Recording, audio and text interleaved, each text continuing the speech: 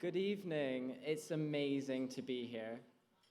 The Duke Special Service Award is given to an individual who has shown themselves to be not only a champion in the fight against cancer, but also to someone with a social conscience, a person who uses his or her expertise to help those who are in need, who are in need of care and financially unable to obtain it.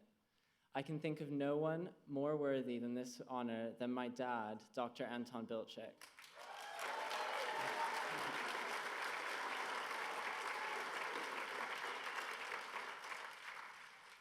Now, you may think that having a doctor in the family means you're in good hands if you get sick. Well, actually, when I'm not well, I'll first go to my mom, because while she doesn't know what's going on, at least she expresses some concern. Once I had these spots at the back of my throat, and every time I swallowed, it felt as if I was choking on razor blades. My throat was completely swollen, and I was nauseous and fatigued. When my mom couldn't figure out what it could be, she said, "Why are you asking me? Ask your father. He's a doctor, for God's sake." My dad glanced at my throat for a solid 3 seconds and said, "You'll be fine. Just gargle, take some salt water, and take a nap." After a trip to the pediatrician, it turned out I had mono and swine flu.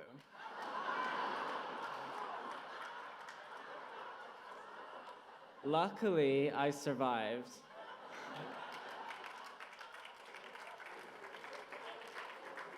My dad is a world-renowned doctor, yet his medical advice to his own family isn't as strong as one would expect. I'll admit, growing up, I was a bit of a hypochondriac, and my dad seemed to be a bit more of a realist. When I was 15, I was convinced I had severe anxiety and ADD, like every other kid in West Los Angeles. When I asked my dad if I could see a psychiatrist, he would tell me, "Go for a run. Exercise releases endorphins, and it will make you happy."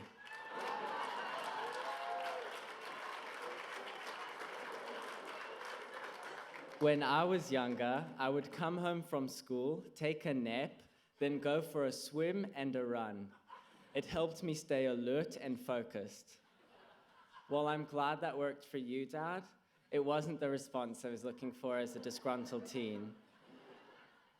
Dad did pull through, though, when I needed a few little skin tags removed from my chest. He came home with all the surgical equipment, including surgical gloves, needles, and sutures, and made me lay flat on the dining room table with windows that overlooked our front door. As Dad was snipping away, we heard a car pull up at the driveway. It was at that moment we remembered we ordered a pizza. As the pizza man was walking up the stairs, he saw me flat on the dining room table with my father in full scrubs operating on me. I'll never forget the look on the pizza man's face. In panic, he dropped the pizza and was out of there faster than you can imagine. So yes, overall, definitely interesting having a surgeon as a father. People still continue to ask me if I'm going to be a doctor when I grow up. As much as I love the idea of sleepless nights and making life or death decisions, I think I'll pass. Jokes aside, Dad, I'm extremely proud of you. You've pioneered novel techniques in colon and liver cancer.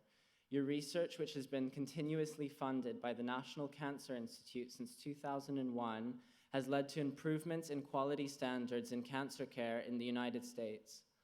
For 10 years in a row, you've been named one of America's top surgeons, and recently, US News and World Report named you in the top 1% of doctors in the United States.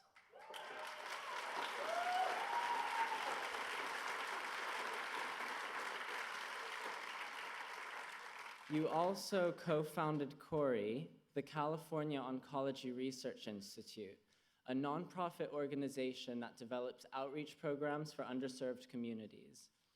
Patients who can afford it get free mammograms, and you also go into the inner city to talk to people about cancer prevention and early detection. I have no idea where you find the free time. When I see your patients hug and kiss you, send you 5-page letters in the mail about how you saved their life, it makes it all worth it. Let's take a closer look.